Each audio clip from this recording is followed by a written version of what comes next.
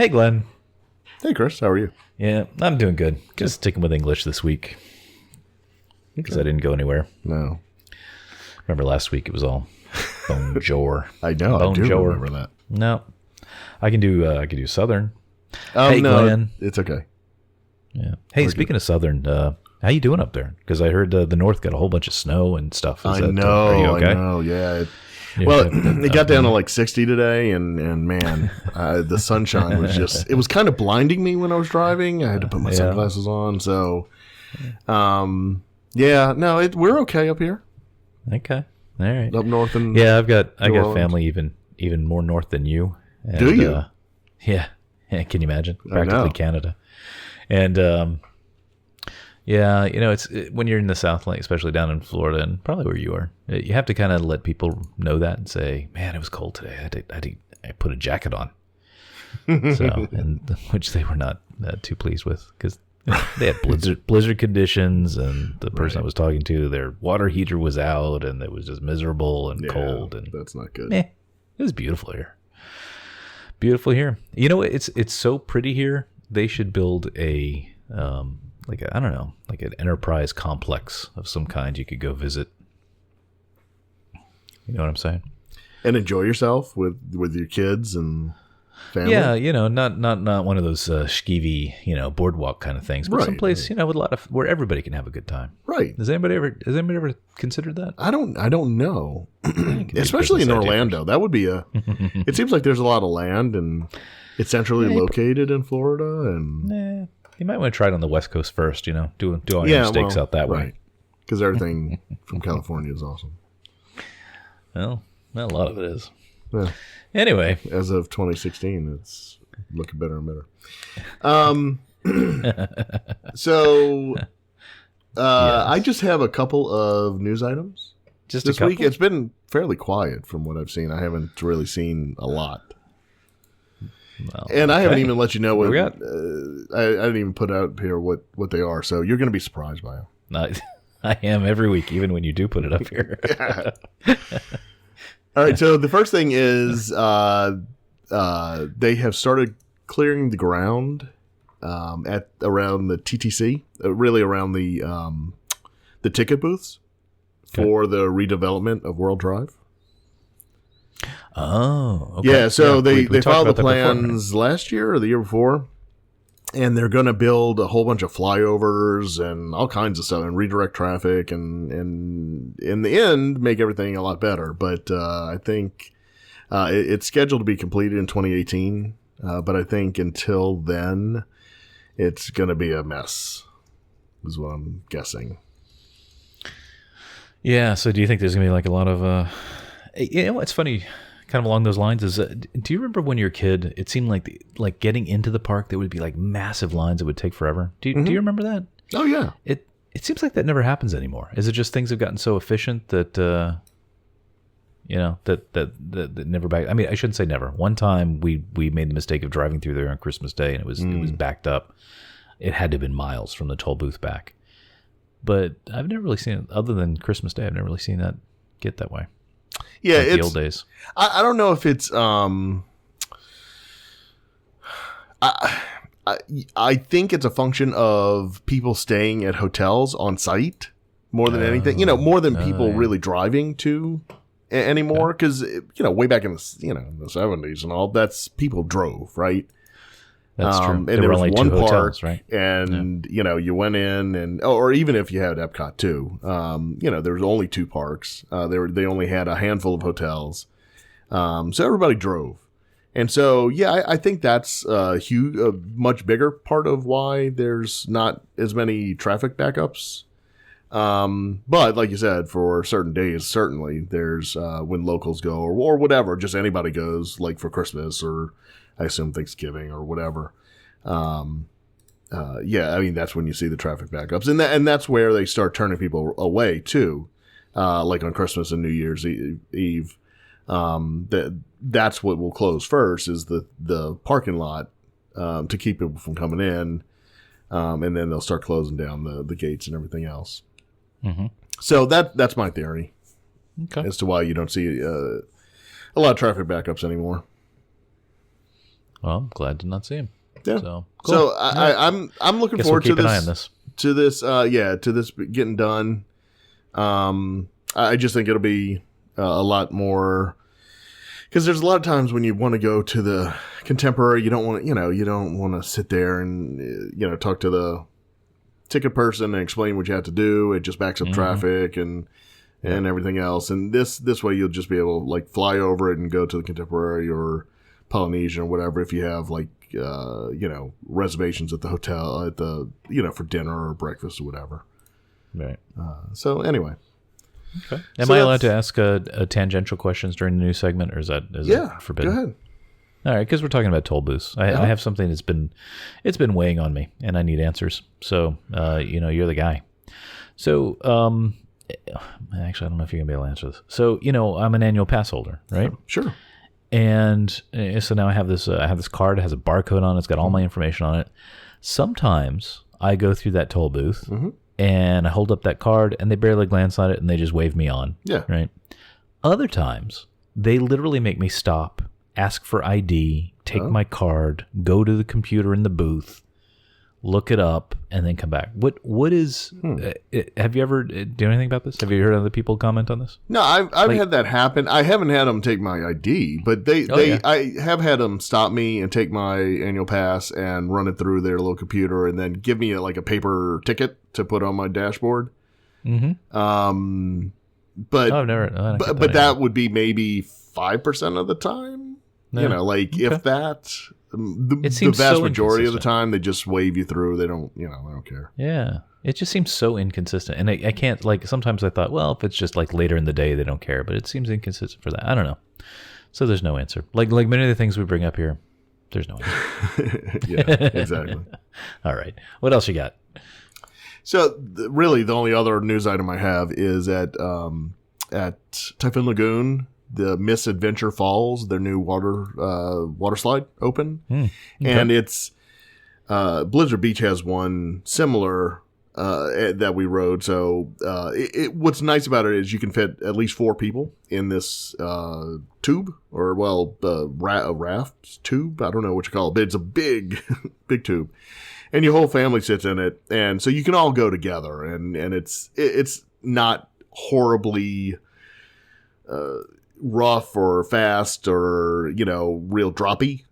It's just a nice pleasant ride down a slide. And you do get turned around a little bit, kind of like on something like the Kalai River Rapids type thing. When you hit a wall, you just turn. So anyway, so that opened I think last weekend, and so it's out there if you're going to Typhoon Lagoon. Cool. I've never been to that one. I've never been to either water park. We may have covered that before, but someday. Yeah. When the kiddos get older. All right. So next, I see a note that says bricks. Wait, that's it for the news? Yeah, that's it for news. That's all that's going on? Wow. Yeah, it's been a quiet week. There's last time it was there's gondolas going all over the place. Right. Well, that's all still happening, I guess. I don't know. Okay. This week we got construction, and frankly, I don't remember what the last thing was you said.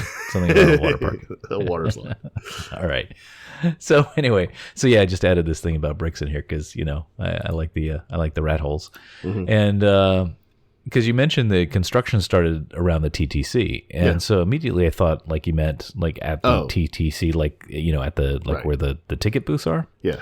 And then my brain said, "Hey, speaking of which, there's all those bricks there. You know what I'm talking about? Do you know those bricks? I know what you're talking about. So those bricks, in case anybody doesn't know, those are bricks that, oh gosh, how long? 20 years ago now, right? But they were for sale. They're these little, are they hexagons, octagons? There's some sort of shape. Hexagons. Okay, hexagons.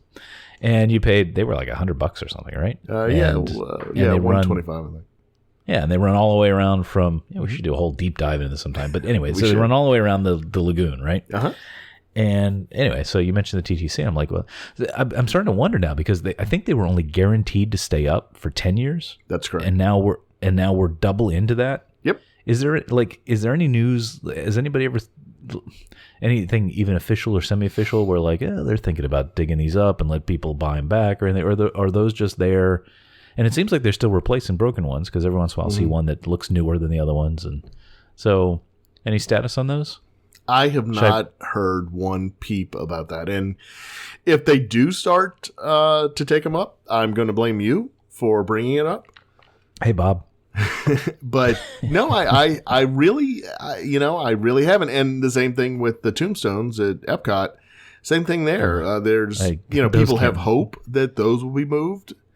But yes, I'm one of those. The reality is, no, I haven't heard anything on either one. Because, I mean, at least the bricks, I guess, they're not really in the way. I mean, they're unless not hurting anything, yeah. And because it goes around the entire lagoon, I guess there could be segments. They go, well, sorry, these people, they lose out and they got to rip them up. But, I mean, wouldn't the bad publicity, I don't know if it's publicity, but I mean, wouldn't, you're tipping off a bunch of people. Bad karma. Bad karma. Like, why? Just why? Like, But they can't stay there forever, though. I mean, that's a lot of, how many bricks was that? But just replace them with blank bricks. I mean, don't. No, yeah, I guess. But no, I mean, like, what if they wanted to build something where bricks existed? I guess, but I guess that hasn't happened. You have one, right? Yeah, I have one. I have one, actually. Where is it, Glenn? Tell us. Where is it? It's by the Monorail Beam 63 by the Magic Kingdom, right across from if you're on the walkway from Tomorrowland, from the Contemporary. Mm-hmm. It's outside. It's on the Tomorrowland side, and it is across from the bus stop, and right under one of the monorail beams. And it is also, and we're on the edge. So it's so anyway, and we go see it almost every time. And then we have one at Disneyland, which is in the Esplanade. I forgot you have one of those. Yes, Esplanade. And, so we have one on each coast at each Disney park, main Disney park. And if I remember right, the first one you have was just you and your wife. That's before correct. You had your daughter. Yes. And the other one that you have on the West Coast is you've had your daughter, but you didn't have your son yet. That's right. So your poor son. So when we went last year and we found the brick, he was like, "Oh, where's my name?" It's like, sorry, son. We visited a couple years before you were born, buddy. We ran out of parks. Sorry. Poor kid. Poor kid. And then we do have a leave a legacy tile as well in Epcot. So. Yeah, and those things. We should talk about those too someday because those. I can't believe you supported that. They're so hideous, and even to this day, I walk in Epcot and I'm like, I can't stand these things. We went on October 1st, 1999 to get it. In fact, like the first day it was available. Great. We were the first morons to go ruin the park. So thank you. And we go see it every single time we go to Epcot. You know what's funny? Every time I go, I think, I want to find out where the thing is. And I always mean to find out what the number is. And I always forget. So, And even Evan asked last time we went, he's like, what is all this? I'm like, don't get me started, son. But so we want to look up your picture and show. I told him that, Uncle Glenn and Aunt Tammy were in there. Yeah, that's right. So anyway, we have every personalized thing you can do. We pretty much did. Yeah. Well, you're what's known as a good revenue stream is what you're talking. Oh, believe me. I'm an excellent revenue stream. Yeah. I would love it if they would allow you to buy them back to put them in your house, because then it would have been like, hey, this was at Disney World. Yeah, actually, that would be really cool. Because at this point, I'd rather have it at my house than at Disney World.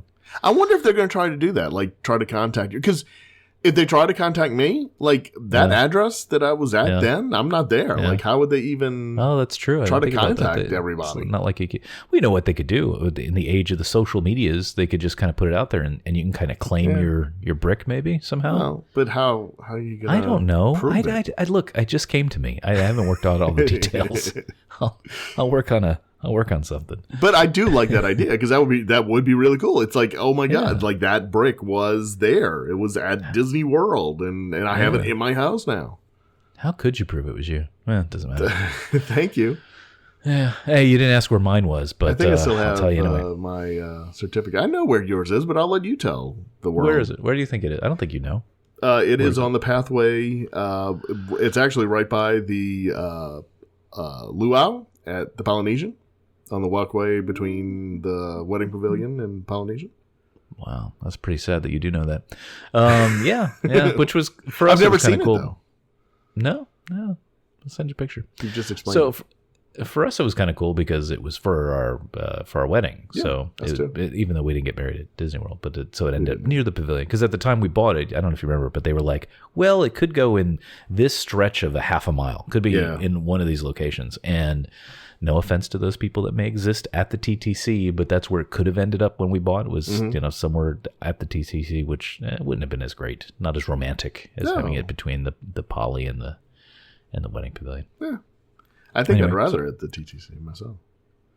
Not to say that yours isn't in a good location. No. Yours is in an excellent location. But I'm just saying, TTC's not bad. It's the TTC. It's like just utilitarian. There's no magic about that. It's just like it's just so everybody could see it without buying a ticket to anything. Well, I guess you can see where it is now too and all too. Yeah, smarty pants. All right. You should look at a map sometime. You ever think about that? Look at a map.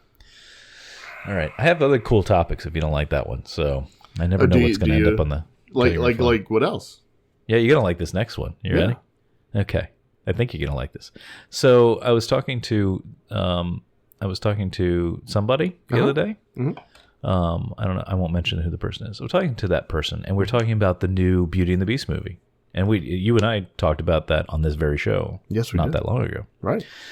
And this person mentioned to me that they thought it was silly who they cast as Belle, who right now I can't remember who that is because I'm old and I don't like names. But it's Emma Watson. Oh yeah, Emma Watson, right? So they said, it doesn't seem right that Emma Watson would be Belle. Mm-hmm. And I said, really? Well, why not? And she said, because she's British and she sounds British in the movie. Right. And it didn't occur to me, and I went, oh. Well, yeah, that doesn't make sense because it's supposed to be France, right? Yeah, I think. I mean, does it ever actually doesn't? I don't know if it actually says, but it's absolutely France. Yeah, okay, right. But I mean, she never says like, "Hey, it's a nice day here in France." Yeah, she does. Anyway, but yeah, so it takes place in France, and you assume that she's French because right. So how is Emma Watson going to get away with sounding British? And by the way, so then I was talking to this person, and I said, well, she doesn't have a French accent in the animated version. In fact, she's correct. It's kind of an American accent. So is she an American? So anyway, this person I'm saying she believed that Belle was actually an American living in France. And I'm like, it doesn't seem right. But I can't believe it's been all these decades, and it never occurred to me that she's supposed to be. Yeah. So how did they get away with this? Aren't they supposed to be French? Shouldn't the whole thing be in French? Well, sure. To be legit. All right. Yeah, I mean, to be authentic, of course it should be in French. But my God, you can't. I mean, back to Snow White takes place in Germany. I mean, yeah, nobody has a German accent there. Yeah, but it's not. I don't know. It's so like for Beauty and the Beast seems so much more strongly placed in France than that. Well, like I guess. Belle is a French name, right? Okay. So, but wait, Milan. Yeah. Takes place in China, and they speak English. Oh man! Suddenly this is like the Matrix, and like I'm starting to see reality, and like I never noticed it before. Yeah, everybody has an American accent. Like there's no Cinderella. Everybody. Now we need to find some French people or from people from these other locations. Like if I were them, I'd be like, "What is wrong with you?" Like it'd be like if I don't know if the Brits did something absolutely American and they were all speaking British accents, sounding. That would be kind of insulting. It would be. I mean, when we hire British actors, we make them speak with an American accent. Yeah. Anyway, does it bother you that Emma Watson will have an English accent? It actually is silly, and I have thought about that. But I don't know what the other actors, what their accents are either. So I don't really know. And I don't know if it's explained away in the movie. Because I haven't seen it yet. I don't know. Hello, we just relocated from England. No, I mean, I think it's still in France, but... what a charming town. We will reside here. We will emigrate. I think the only princess that has an accent is what's her name from Princess and the Frog. because I think she actually God, does that speak movie again with a New Orleans accent. No. What is a New Orleans accent? Can you do that for us? How does that go? No, I'm not going to do that. Oh, too bad. Sorry. All right. Well, boy, I never even considered all these things before. Now I just feel dumb. But, No. All right. Hey, before we move on, is there anything else you want to rant about with these live action movies? Is there anything else we need to follow up on? No, I mean, we'll go see.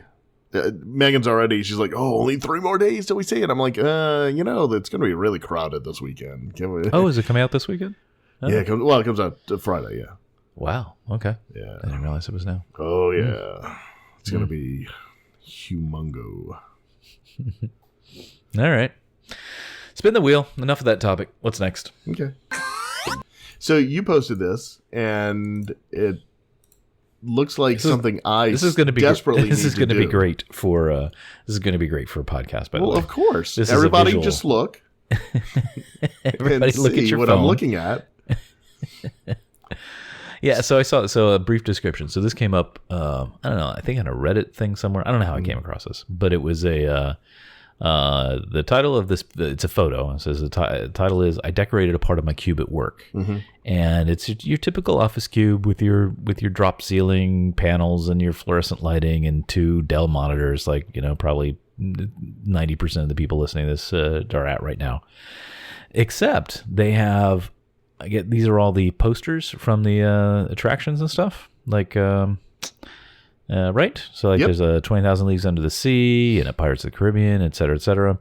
And just the entire 2 walls of the cube are covered in these posters. And I saw this and I thought, that might as well be where Glenn works, because I think you've done similar things before. So I thought of you when I saw this, but yeah, it's pretty cool. I just thought it was a good dedicated fan to have that much of good artwork on their cube. Yeah, no, that's pretty cool. I used to have like a little bitty printout of one of the Space Mountain posters in my cube at the last location, and I'm thinking about getting the Epcot International Art Festival poster. Thinking about getting it framed and putting it up in the office at work so I have something happy to look at. And I now what I do have is don't know if I should actually say this or not, but my screensaver is actually it's a screensaver that shows all of the attraction posters, and it just rotates. And so I do kind of have that going for me. And why can't you say that? Well, because they came from a certain place, and okay, but they're pictures. I don't know of how posters. Technically legal it is to. Oh, whatever. It's marketing. Sure, okay. There you go. Well, whatever. All right. Oh, look, there's the orange bird. Yeah, see, this might as well be your cube. I think what I think these are, though. I think these are the posters from the calendars. Yeah. So that would be easy to do. Yeah. It looks good though. It does. Yeah. Not a stitch of work on this cube. So good for that person. That's right. They have a lot of good photos on Reddit and stuff. Yeah. I'm becoming a fan of Reddit. Yeah. Yeah. There's actually, it's a pretty active Disney World thing on Reddit. Do they? Because I go and I look, but it never. I don't know. It just. Maybe not as much as like dedicated forums and stuff, but I mean there's some fairly. I mean, pretty just general. Yep. Okay. What else? Spin the wheel. So, D23. Do you know what that is? This is like the Disneyana collectors kind of thingy. Is that something to do with that? Well, so Disney used to put out a company published magazine called Disney News. Okay. And in, I think around 2005, they stopped it. Okay.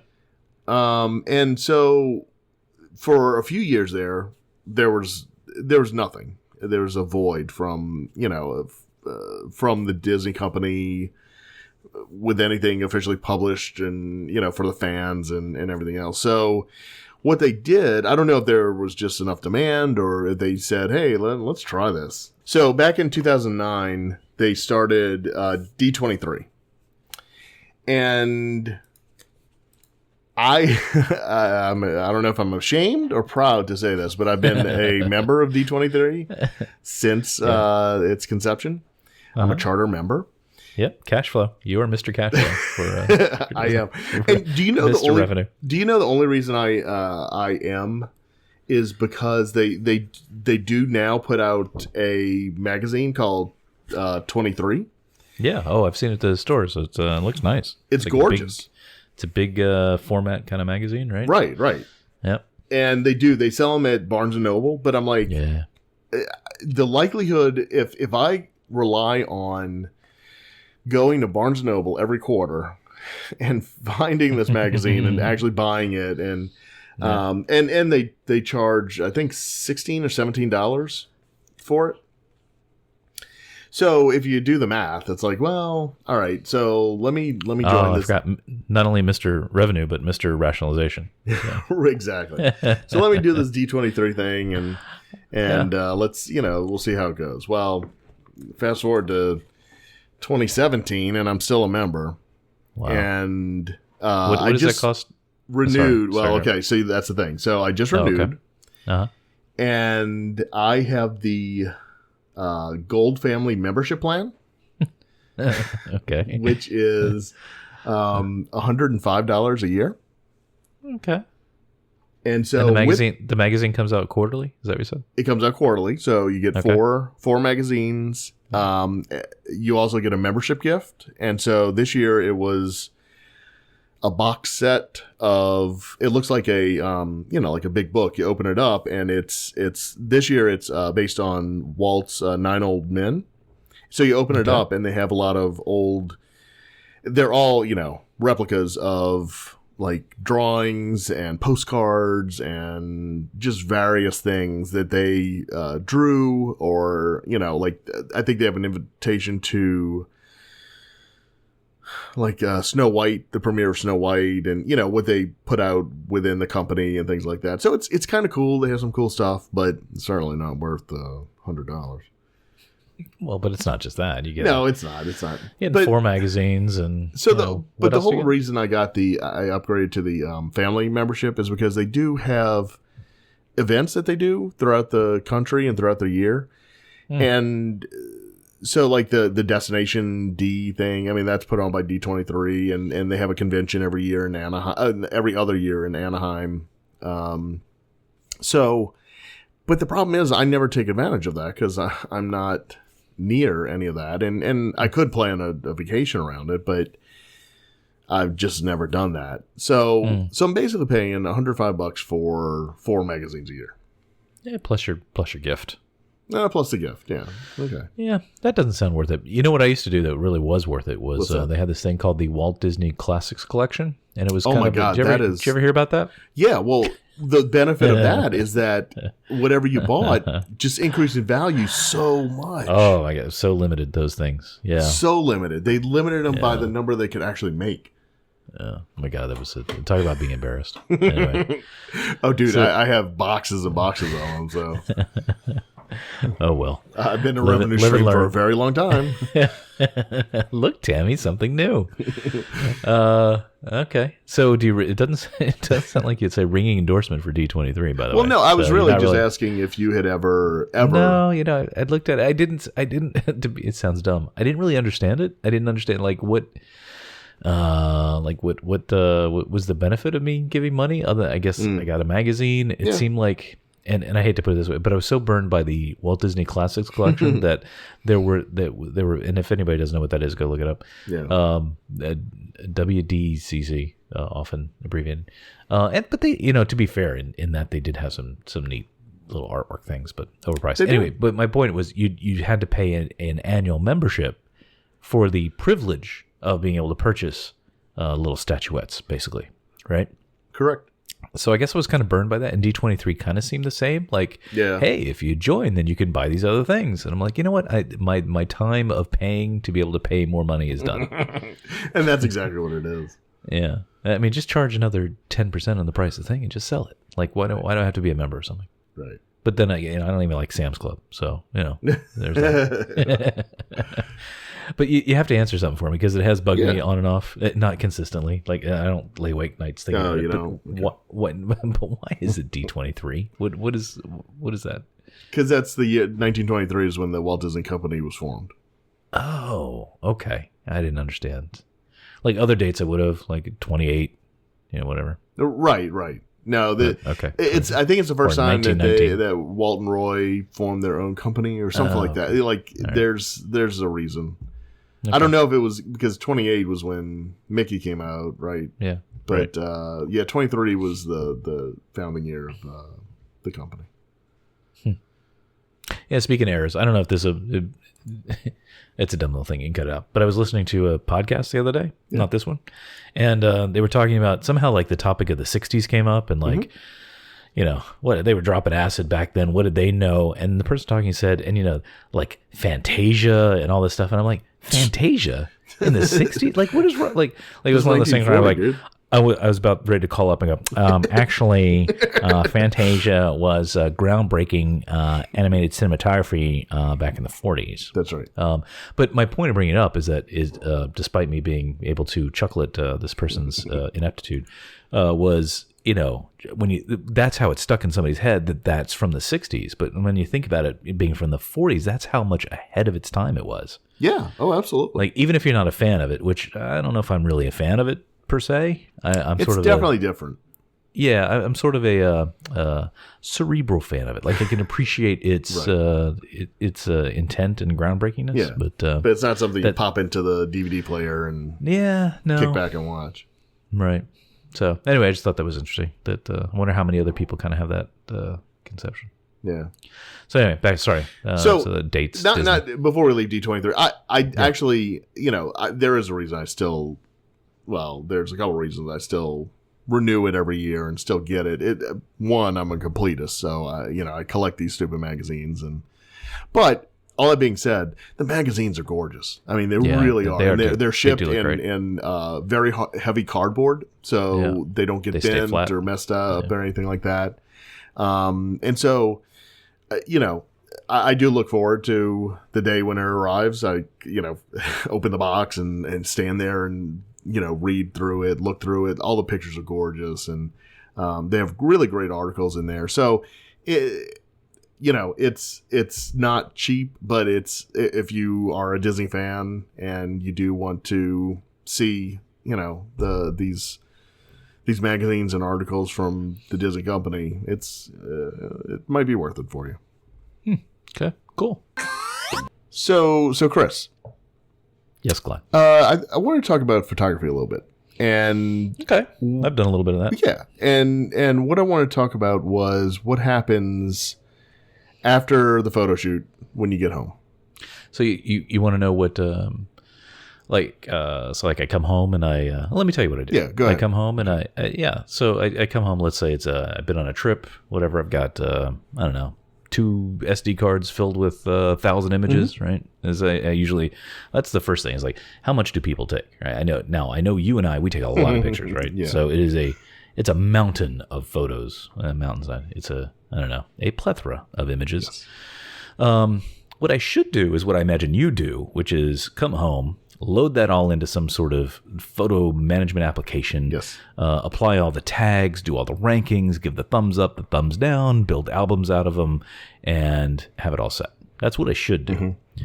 What I usually do is I come home, and if I'm really good, I'll load it up into something. I use Lightroom. Mm-hmm. I know you do too. Yes. Maybe we want to talk about that. Yes. But usually they sit on the SD card for a while until I get around to coming back, and I go, oh, I forgot I had these images on here. But anyway, mostly what I do is they ultimately end up going in Lightroom where I deal with them there because you need something, right? Yeah. So why do you use Lightroom? Wow. I would say because it's the best solution out there, but it's even more than that. It's actually really good at what it does. Mm-hmm. I mean, as far as I'm concerned, there is no better. There used to be a really good second place application out there called Aperture from Apple. But it doesn't exist anymore. I don't know, Aperture. You know what? I I like Aperture because it can be as much or as little of a photo management tool as you want. I mean, at its very basic, which quite honestly, a lot of times all I use it for, it is just, it is the place where I know I dump all my pictures. So they all go in there, and so I know if I need to find something, they're in there. And they have really great photo editing tools so that if you just need to do basic things like cropping and, you know, maybe a little brighten the image, they have that. But then you can just keep going way down into to greater depths of different editing tools to almost do anything you want. I almost never have to edit images like in Photoshop or whatever anymore. I can do it all in Lightroom. So it is, you know, back when I was younger, literally I said, you know, when I grow up, I'm going to have my own darkroom. Because I used to use the school's dark room, and you know, and I even had a little makeshift one in my bathroom at one point. You know, I had chemicals and all that stuff. But now that's Lightroom, right? You have to do all that right in that application. So that's my long answer is why Lightroom. I just think it's the best way to manage a large catalog of images. Yeah, and that's the thing. Lightroom is my photographic life. I mean, everything's in there for me. All my photos, all my scan photos, it's just a complete catalog of everything I have, and it's organized. I have it organized by year and certain subjects. Sometimes, like my scanned items, I have separated from the years, and it is pretty flexible. You can organize it any way you want. Mm-hmm. You know what? It's if somebody's not familiar with it, because I know we have some people that are just sort of starting their photography stuff. You know what you can almost think of it as is like iTunes for photos. Not the bad parts of iTunes, but right. You know, back in the olden days, we might have had tons of MP3s and we just had them in folders on a computer or whatever. But iTunes made it really nice to have that all organized in one catalog, one place where you could manage them and find them and interact with them, right? So it's kind of like what Lightroom is for photos. Right. And that's actually a really good way to describe it. And so the other really cool thing about Lightroom is that, like you said, you can make adjustments in Lightroom to your photos, cropping, to the exposure and levels and everything else, sharpening and smoothing, and there's just a ton of stuff to the saturation, everything, right? Yeah, you can mess up your photos. You really can, but that's the whole point, is that it's non-destructive, right? Yeah, so what that means is you can really mess up any photo. You can make it black and white and try all kinds of different stuff on it, but it's not actually touching the actual photo, which is really, really cool. That photo always stays untouched in its own place, and what happens is, as you make the adjustments, it's written to what Lightroom calls their catalog. And so when you look at it, it applies everything that you did to it. But unless you export it like that, the actual photo will always remain. If you could open it up in something else and it'll look just like you took it out of the camera, which is really cool, because people shouldn't have to be afraid to try really cool things in editing their photos. You know, their negative will always be there for them. Mm-hmm. So do you think Lightroom is a tool for I mean, you and I are pretty serious into photography, but if I go on that family vacation once a year, and you know, I generally, you know, just take the family snapshots, do you think Lightroom's a good solution for that, or what? You know, well, and are there others somebody should look at? That's kind of why I wanted to talk about this, because I don't know for the casual photographer who takes a few snapshots, I don't know what happens to those photos. Yeah, that's a good point. And that's kind of why I wanted to bring this up, to let people know, you know, what we do. That there is something that you can out there that you can use. I guess most use photos or iPhotos, or maybe on the Windows side. Yeah. I don't know what. Yeah, I was about to say on Mac. On Mac, it's kind of easy because it does come with Photos, formerly known as iPhoto, which you could kind of say is Lightroom is kind of a that on a whole bunch of steroids, right? Right. It's the same idea. So I think Mac's pretty well covered, but for people that on Windows, I don't really know. I You're Mr. Windows now. I have a friend, hi Sean, who he swore by Photoshop Elements, I think it was, which kind of has some sort of rough cataloging stuff. I don't know. It was a little, for me, it's a little too rudimentary in its cataloging part. Mm-hmm. I thought, but yeah, I don't know what people do, but I don't know if you were going to bring it up. Part of the challenge used to be with Lightroom is that it used to be sold as a shrink wrapped piece of software, right? You get the CD and all that, and it was pretty expensive. I think it was a couple $100. Yeah, I think the first time you bought it was like maybe $150 to $200, somewhere in there. Yeah. So I mean, it's over time that's not a huge investment, but to write that check, so to speak, right off that, it's kind of expensive. But now Adobe has the great, I don't remember what they call it, but is it the photographer's package or something like that? Yeah, where you can pay them, what is it, $10, $12 a month? Yeah, $10 a month. There you go, and you get full Photoshop and Lightroom for that price. Yeah, Photoshop, which is phenomenal. It's an amazing value because Photoshop used to be $700 or something. Yeah, absolutely. So I think that puts it in reach of just about anybody. So yeah, and that's what I did. I did buy Lightroom way back when for the full retail value, and then every year when they would come out with their upgrade, I would pay for that, and that was like $50 to $100.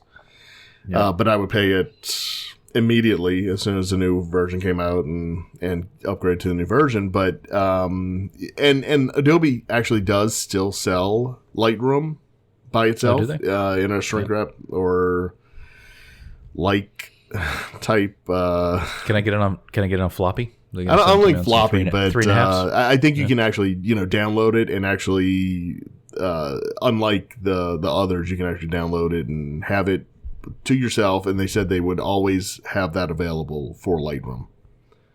Okay, But yeah, so this $10 thing, so I switched over to it because I said, well, man, if I can get Photoshop as well. And so, so yeah, like you said, there are a few things that you do need to go into Photoshop for, or not need to, but sometimes it's handy. I can't remember the last time I had to really go into, I'd have to be doing some serious open heart surgery on some image to do that.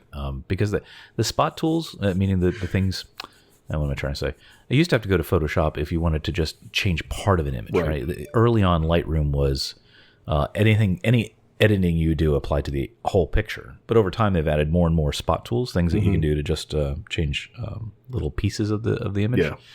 Like if you just want to take a blemish off of somebody's face or something, they have tools to do that. So, gosh, I can't remember the last time I actually went into Photoshop for a photography-related thing. Yeah.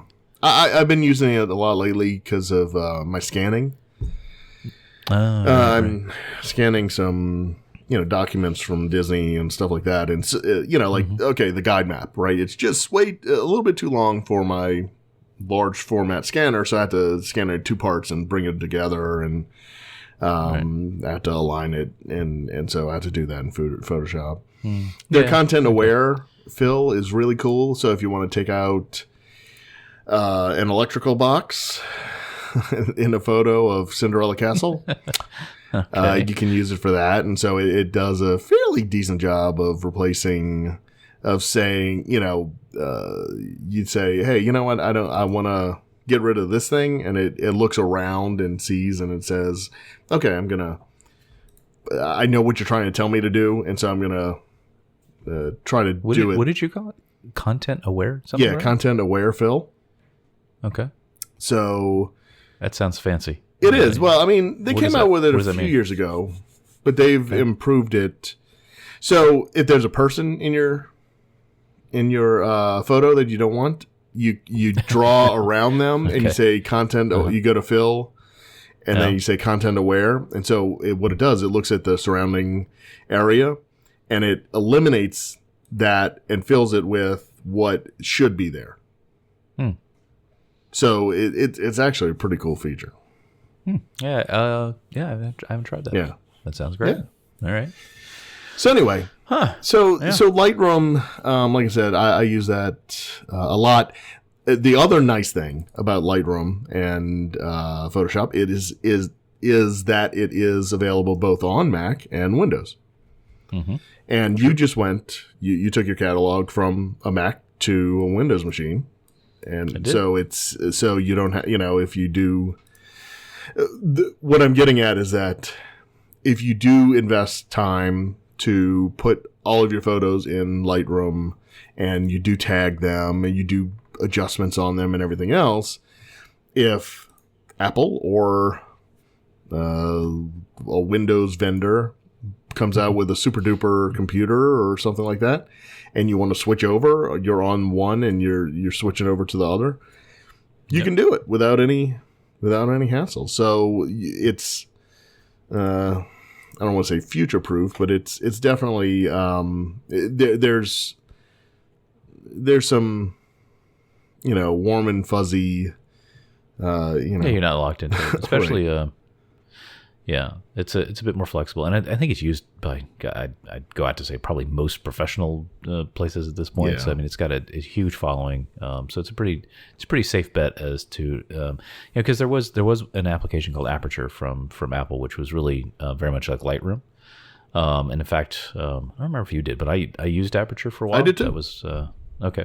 That was my Lightroom, and the problem was it didn't have as big a following as Lightroom does. It was for Macs only, and it was made by Apple, who's I mean, say what you will about Adobe, but it's their bread and butter to make creative tools like this for photographers and videographers. So they're probably going to put a little more effort into it and keep it alive longer, which ended up being the case. Yeah. So it's a good safe bet for that.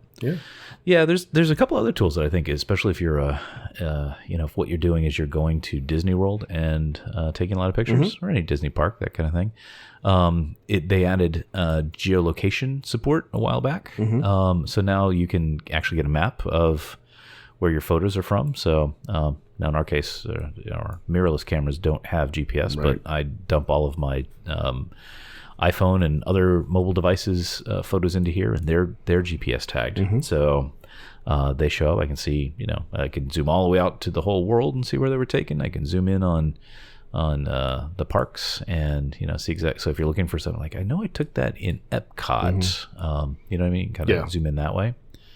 And then was it last year? A couple of years ago, they added facial recognition on it. So it's not, I don't think it's as good. I think you'd probably agree. I don't think it's as good as like Google's or even Apple's in photos and stuff. But I think it's gotten better. I don't know if you've used it again recently, but I actually haven't. I ought to go back and see.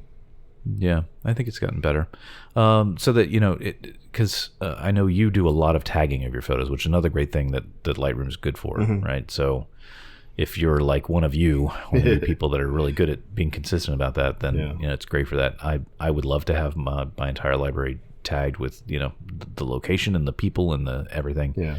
But anyway, when I did tagging, it was mostly I'm going to tag family members so I could find them. But now with the facial recognition stuff, less of a need to have to do that. Right. So. And tagging is simply, I'm sorry. For each photo you can put in keywords so that it's easier to find later on. There's a search feature in Lightroom, and you can search on keyword on tags and try to.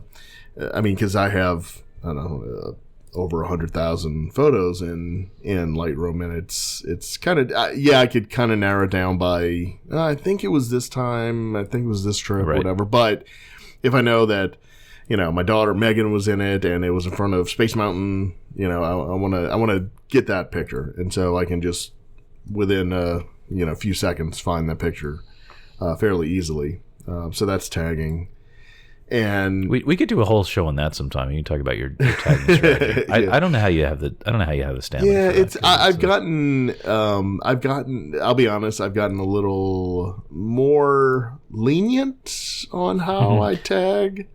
Yeah. I used to go nice. It's fairly detailed into each one, and now it's like, okay, I can find it by using this. Yeah, I mean, it's nice if you can do it, because then hey, what are all my Spaceship Earth pictures? And then boom, you've got them all. Right. But I don't know the amount. I think you and I have had a lot of debates. on this. For me, it's like the amount of work to put in all the tagging up front to me is more than the work that I just search through and find it when I need.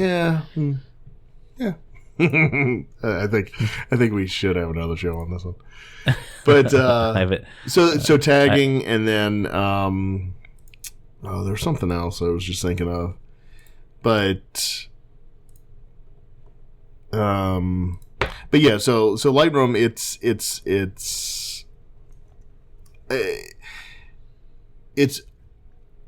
if nothing else, it's a great catalog for your photos.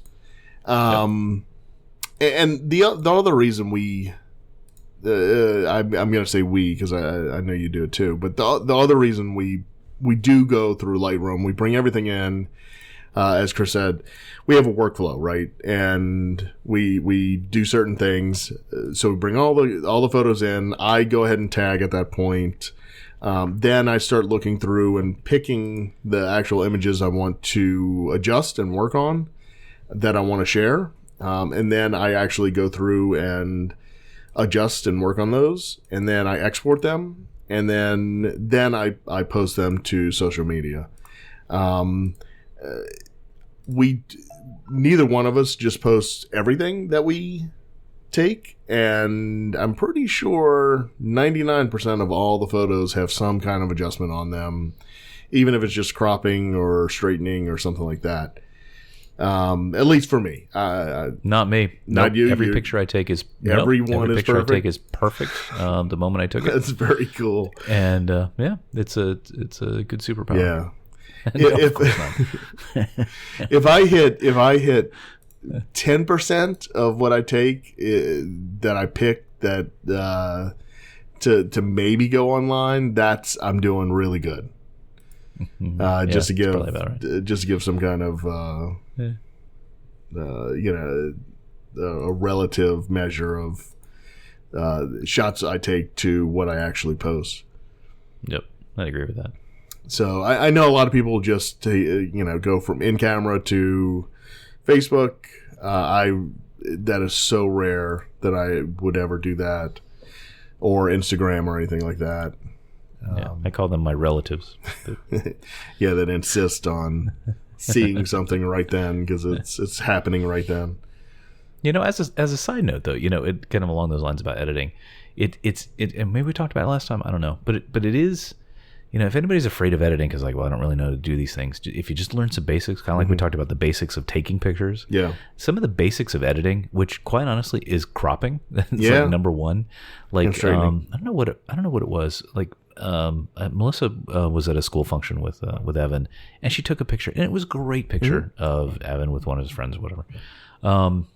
But it was just too wide, right? She was too far back. It was taken on her phone, and there was too much stuff there.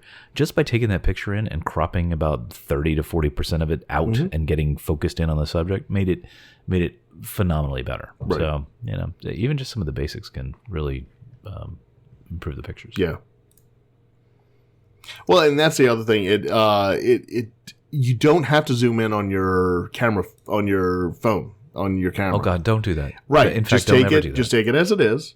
And then use Lightroom to zoom in because do you know why? I know you know why, but I'll pretend you don't. Do you know why you should never don't ever zoom in on your phone? Why is that? Never, Chris. Please tell me, please.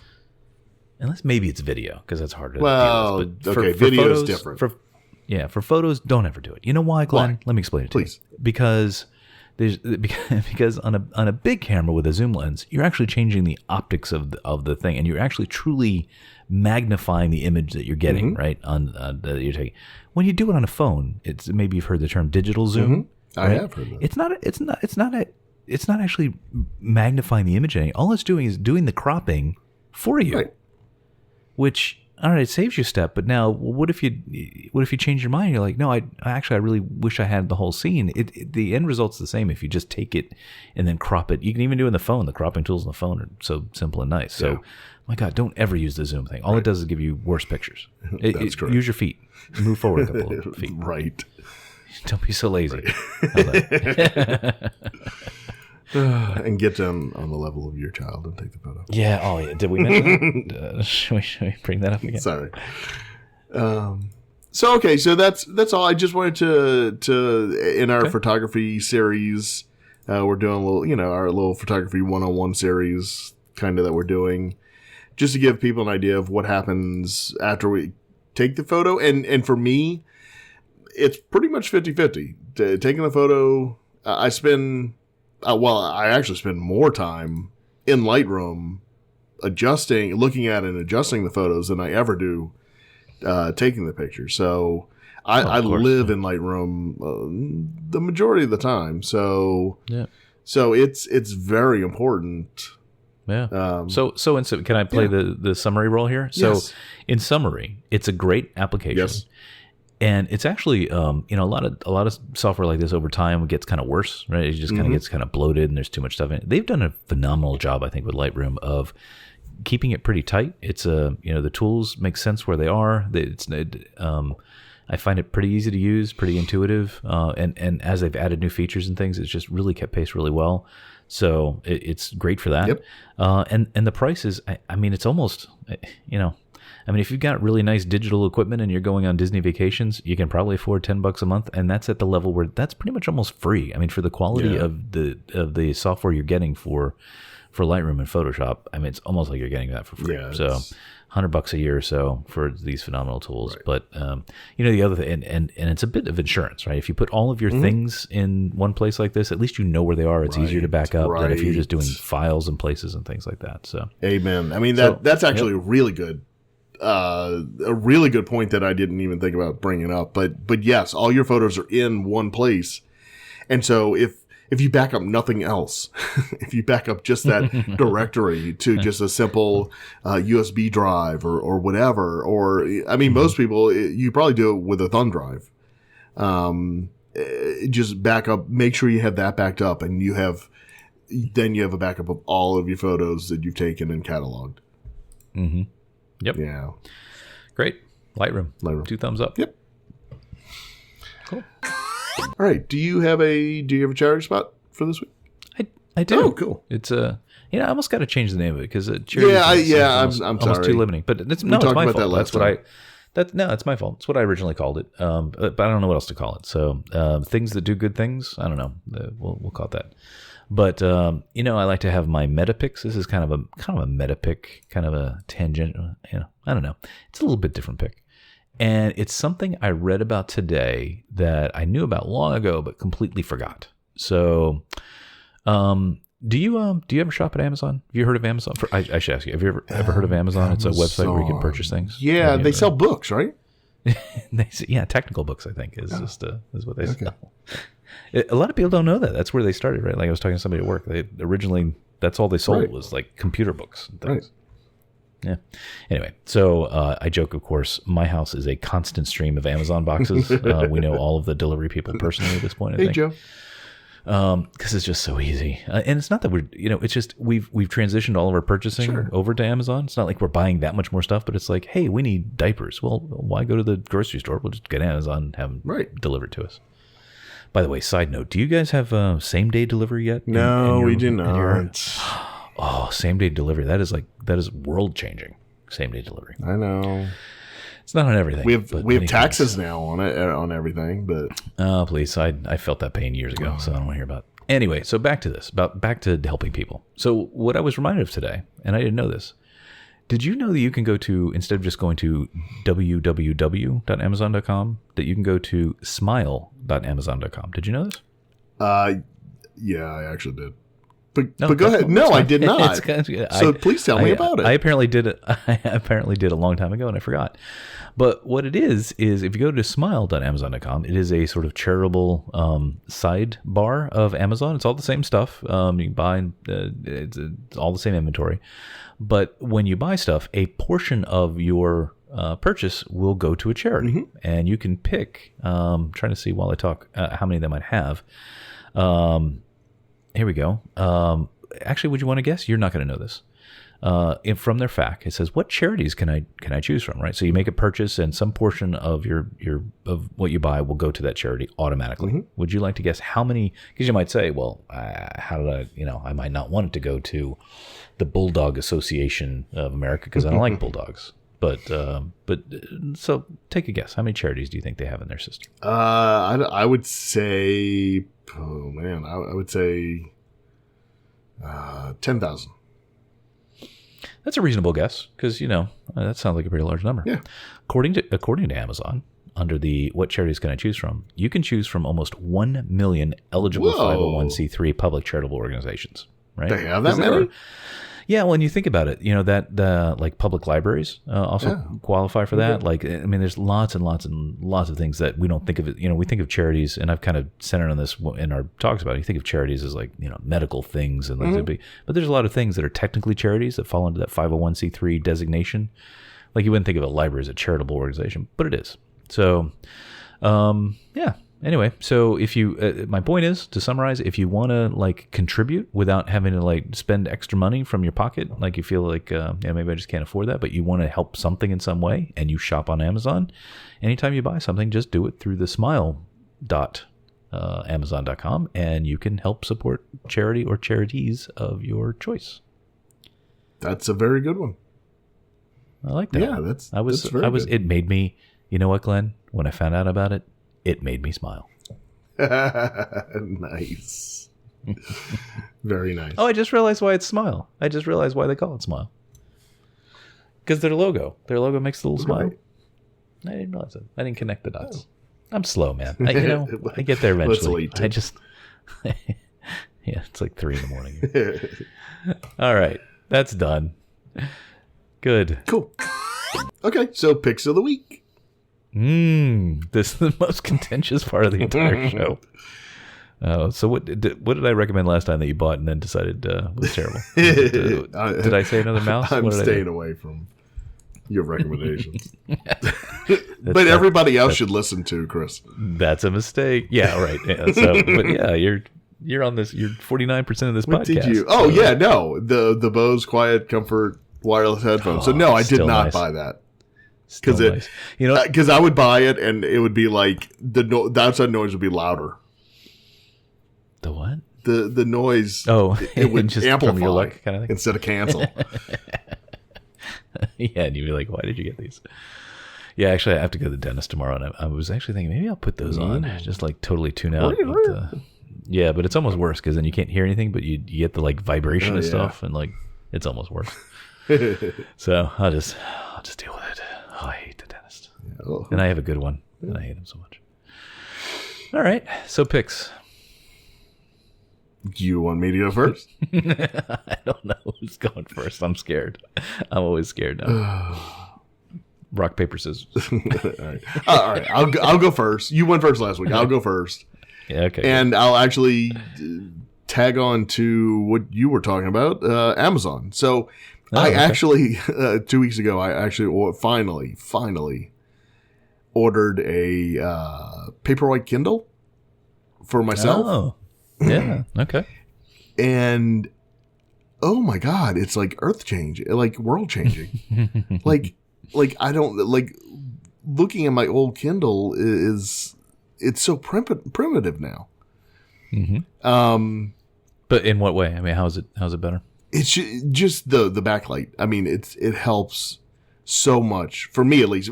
It may be because of my eyes, because I'm getting older and I just need all the help I can get. Because I actually did. I am getting old because I actually put up the font size one from the default. Oh no! Yeah, I did.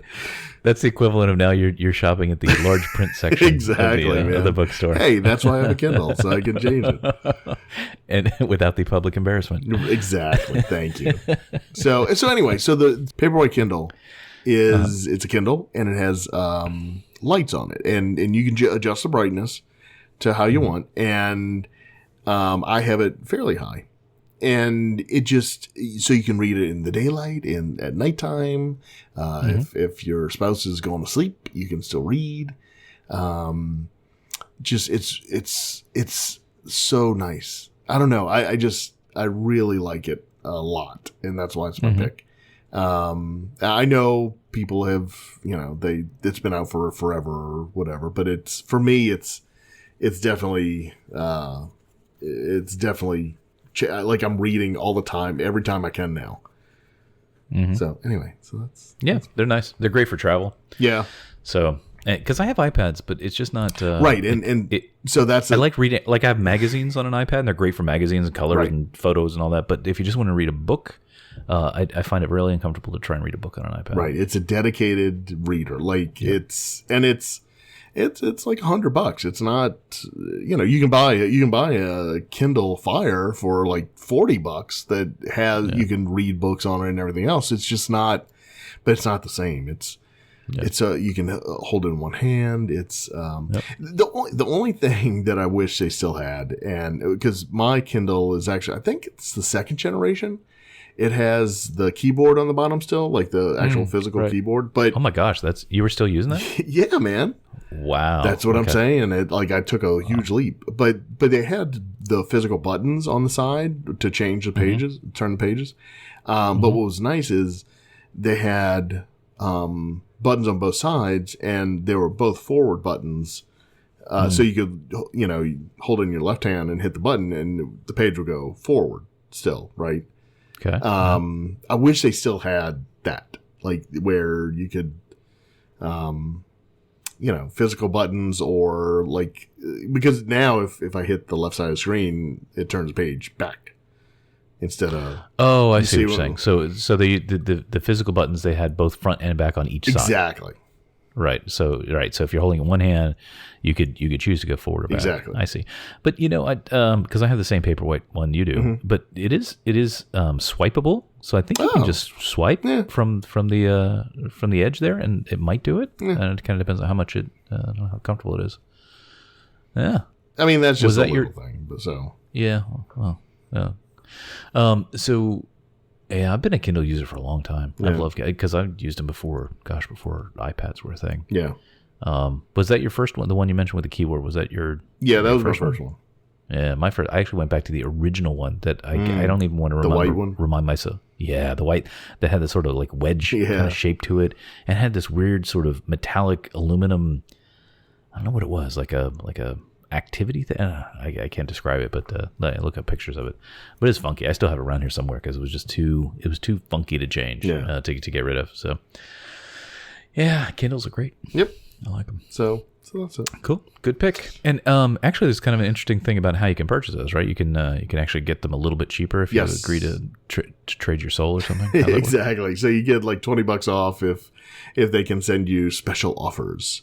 And all it means is that when you turn it off, it shows an ad, and I could easily ignore that. I have no problem with that. So I wish you hadn't said that. I was going to guess and say I'm going to guess you opted for the $20 cheaper. Yes, I did. Thing. Of course, I did. But they're actually pretty good, and I think they try to tailor them towards your what information they have on what things you read. So.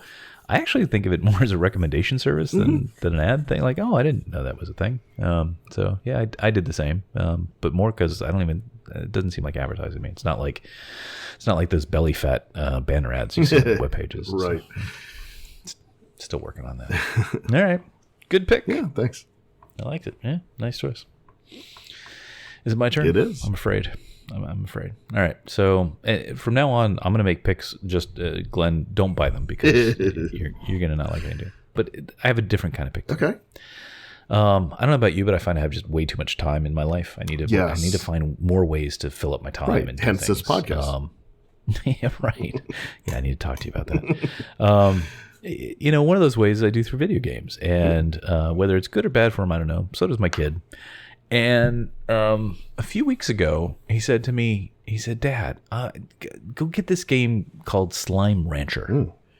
Because he, like a lot of kids today, he watches videos. I'm not a terrible parent. He's not just out on YouTube, but he has like these little kid-friendly video services that they do. But anyway, so he saw videos of this of people playing this game called Slime Rancher. And I'm like, what is this? I got to look at this.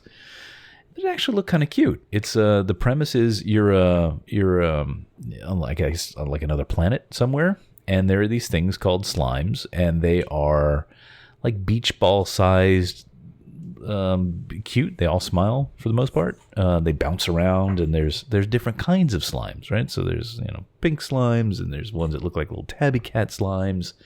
And the whole idea here is that you are a slime rancher on this other planet. You have to collect up these different slimes, and they all need different kinds of food. Some like vegetables, some like fruit, some Some sadly like to eat chickens, so you have to get chickens to them. But your whole thing is you're building your slime ranch, because the mechanic of how it works is you're making money from your slime ranch, just like you would any other ranching. The way you get money is by selling these things called plorts, Plorts.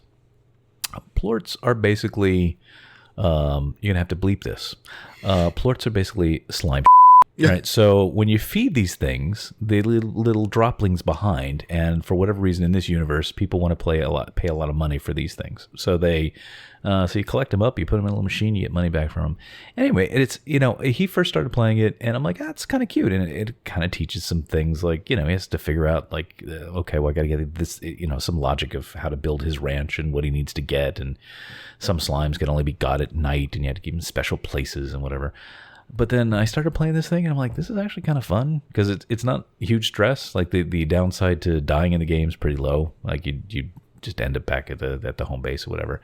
So it's one of those games that's actually I hate to say good for the whole family, but it's like it appeals to a broad range of people, I think.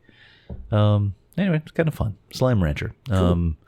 You can buy it on Steam or Xbox. Okay. I got it on Steam. I seem to be buying a lot more stuff on Steam lately. So fun. Check it out. SlimeRancher.com. Cool. Thank you for joining us on another episode of Terrific Recordings of Nothing. Follow Chris on Twitter and Instagram at CBGray, and Glenn on Twitter and Instagram at DizWiz. Follow the show on Twitter and Instagram at Tron_FM, and on Facebook at Terrific Recordings of Nothing. For all things related to the show, including show notes and links to connect with us, visit us at tron.fm. Nothing like a good Brussels sprout. Actually, side note, Brussels sprouts. I used to like. Do you like Brussels sprouts? I love Brussels sprouts, and I'm the odd one that even as a kid, I love Brussels sprouts. See, okay, now stop, pause.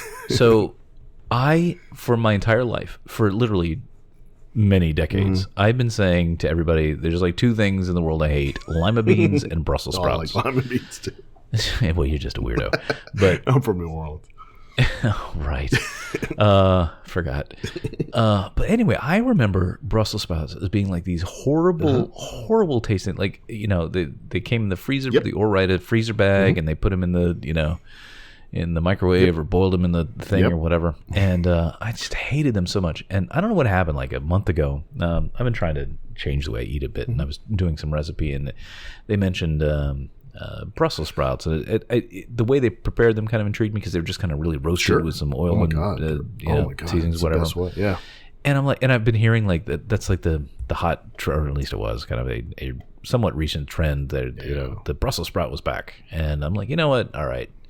I'll try it again. And I have fallen in love with these things. Course. I'm like making them all the time now. What do you say? Of course. But so here's what the whole point of my ramble here is I'm trying to understand, are the Brussels sprouts I'm having today like different strains or something than the ones that I had long ago? You know what? Right. No. Because the ones before were like so pungent and no.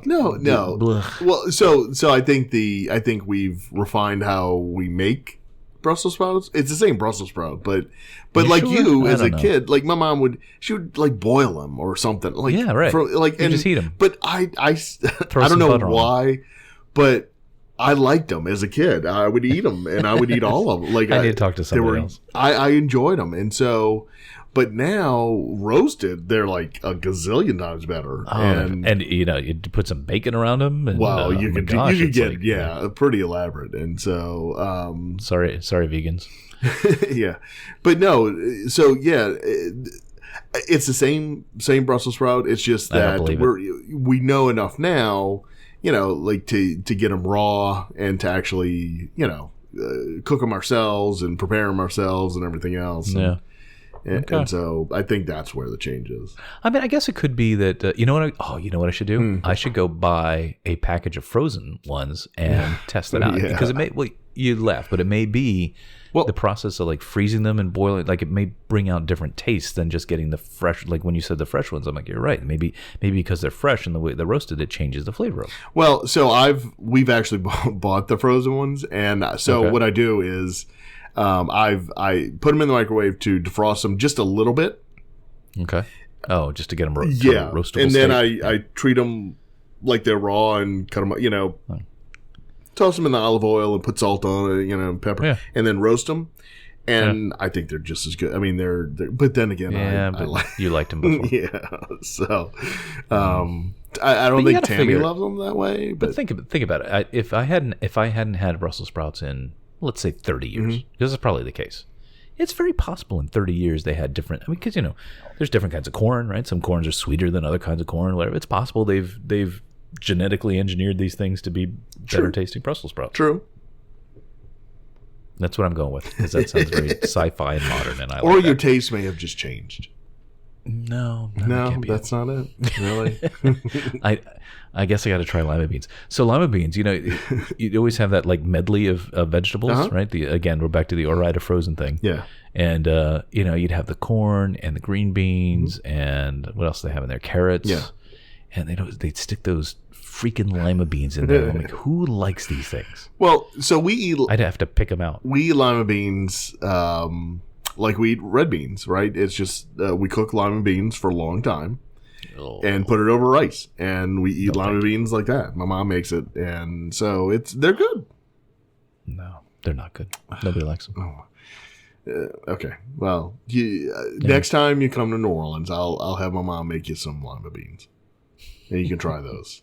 Okay, all right. With a side of Brussels sprouts. Yeah, part of my challenge in life is that I eat just about anything. So, bring it up.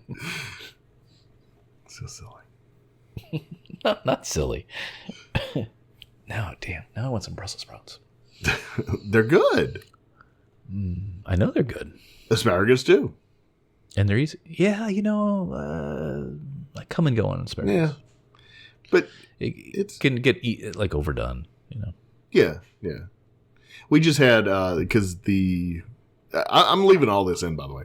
Of course, you got it. The Fresh Market. I'm going to give them a little plug. But every week they have what they call the Little Big Meal, and so it's all the ingredients for a meal to make a meal for 4 people.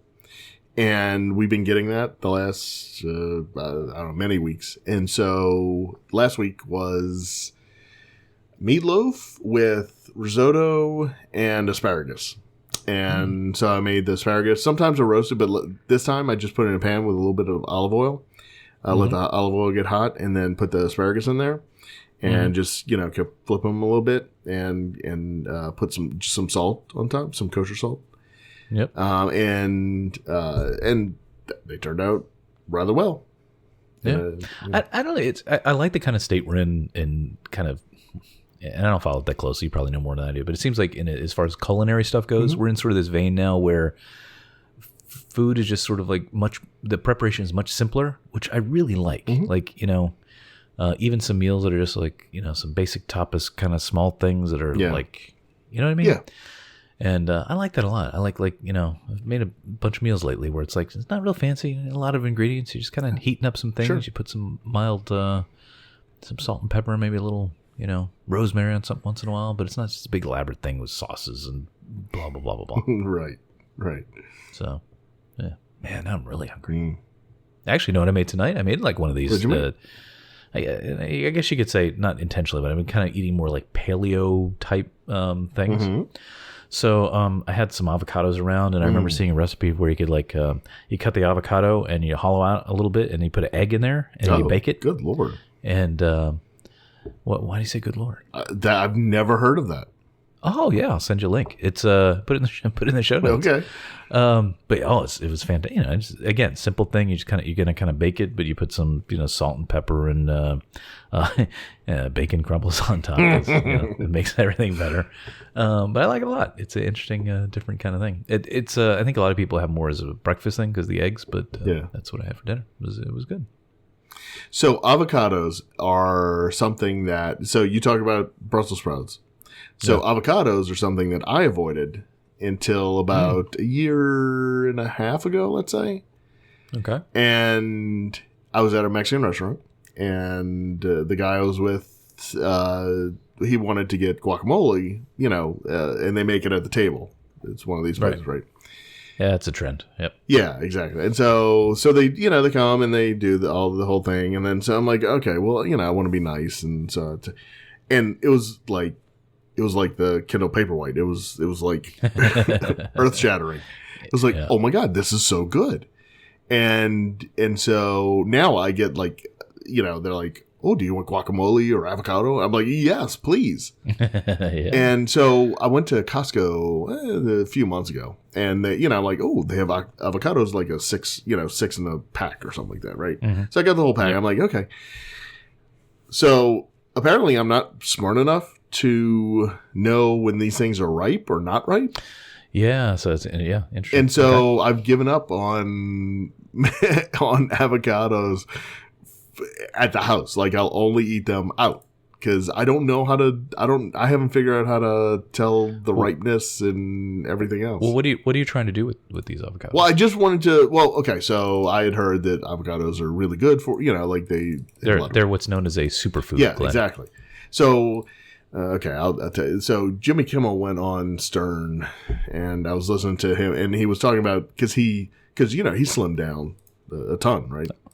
No, I didn't know that. Okay. Yeah. Oh, yeah.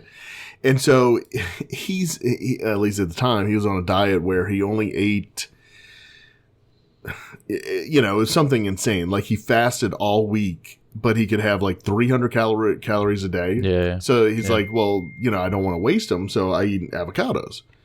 Mm-hmm. And so I'm like, oh, that's kind of cool if you can, so that's why I was thinking of doing that. At least trying to, maybe for breakfast or something, I eat avocado. Sure. or bring it for lunch. I don't know, anything.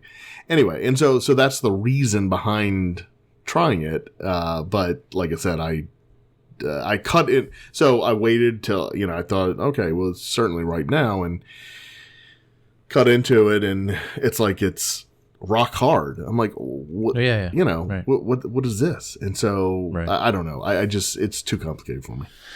Yeah, because most people, I think, would fall in the same thing you did, which is, you're looking, because most fruit and vegetables, I think you're looking for more firmness, I think. Yeah.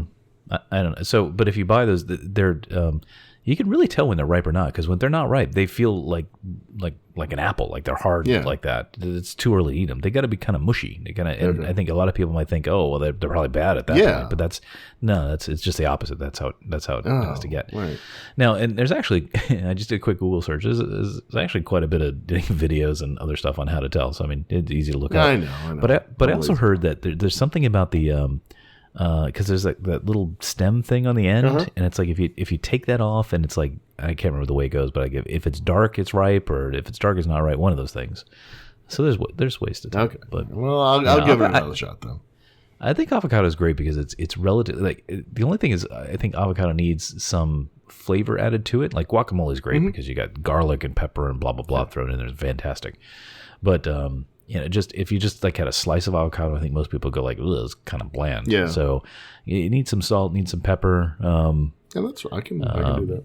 Yeah, but it is a superfood. It's supposed to have a lot of great. And a lot of people are scared of them for a while because, oh my God, they had the fat content. But I think people have realized that it's not that you're not going to get obese from eating a couple of avocados here and there. Yeah.